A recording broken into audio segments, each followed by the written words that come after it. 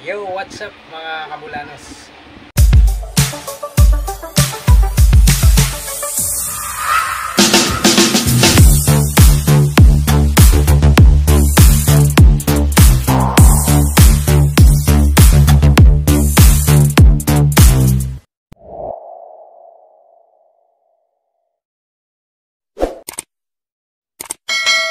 Magandang gabi po sa inyong lahat mga kabulanos.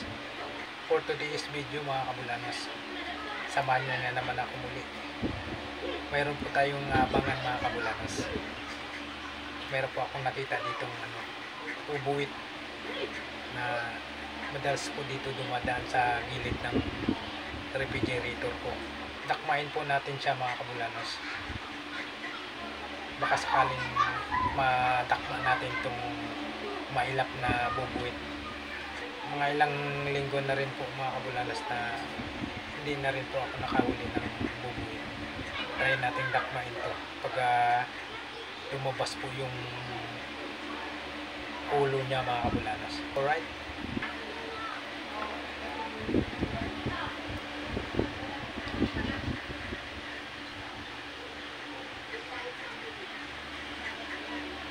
Dito po siya sa ilalim mga kabulanos.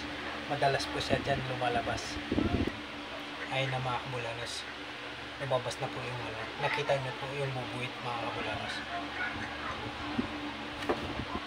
Ayun. Nahuli ko mga kabulanos. Nahuli ko po. Pinipisil ko na po yung ulo niya. Mahirap na makawala mga kabulanos kasi sigurado paghigantihan po tayo nito pag nakawala mga kabulanos. Delikado yung natin dito mga damit.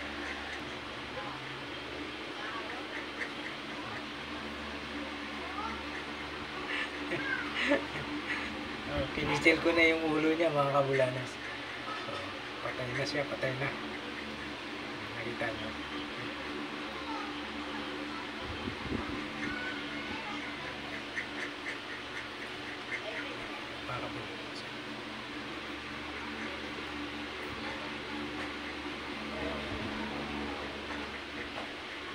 Madali lang naman patayin ito mga kabulanos. Pipisilin mo lang yung ulo niya.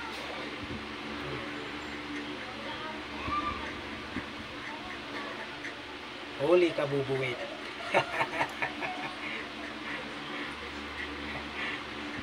Kita nyo yung 10 elements ko mga kabulanos.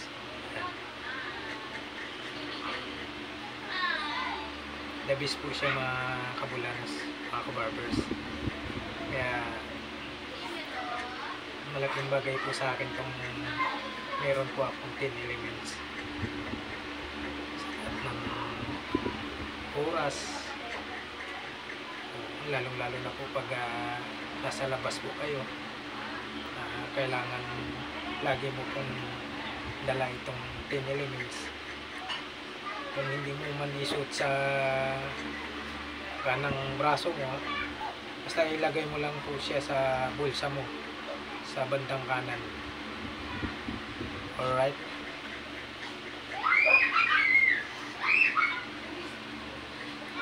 Ayan. Patay na siya mga kabulanos. Kita nyo.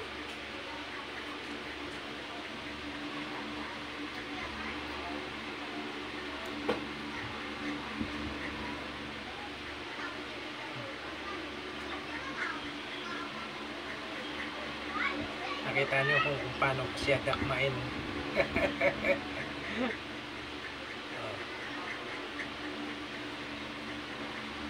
Maliit lang naman to, kaya kunting pisil mo lang sa ulo, sigurado patay na siya. Yan. Kaya lang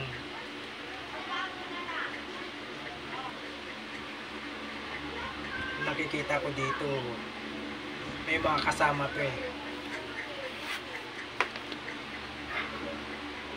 May mga kasama to mga kabulanos.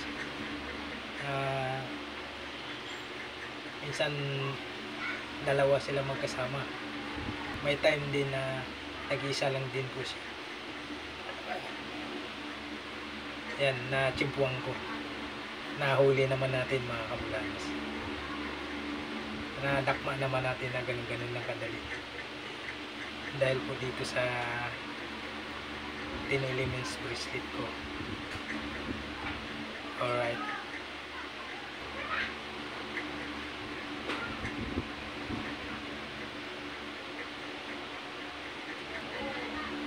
Kahit sino po sa inyo dyan, talagang hirap po hulihin yung bubuwit. Kasi bukod sa mailap po ngayon, mabilis po tumakbo yan. Yung nakita nyo naman kanina kung paano ko siya dinakma.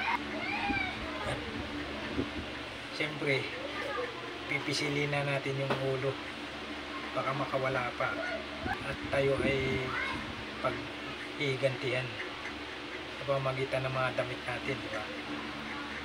Kasi alam naman natin, sabi nga ng mga matatanda,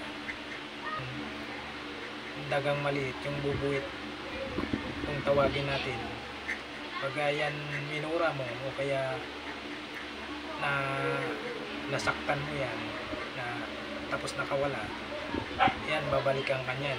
Talagang pag-igantihan ganyan pamamagitan ng mga kagamitan mo. Unang-una yung mga damit mo, sapatos, gano'n. Nangat-ngatin nila yan. Kaya nung nadakma ako siya,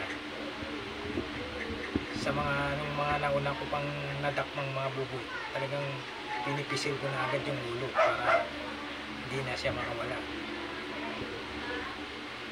Alright? Para hindi na siya makawala, di ba?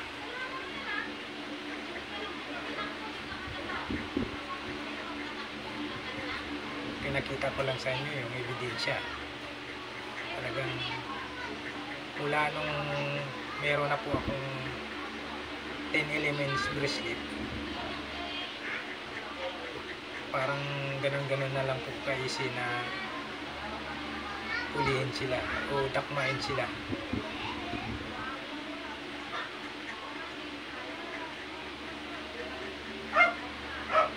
Oh, di ba? Ayan.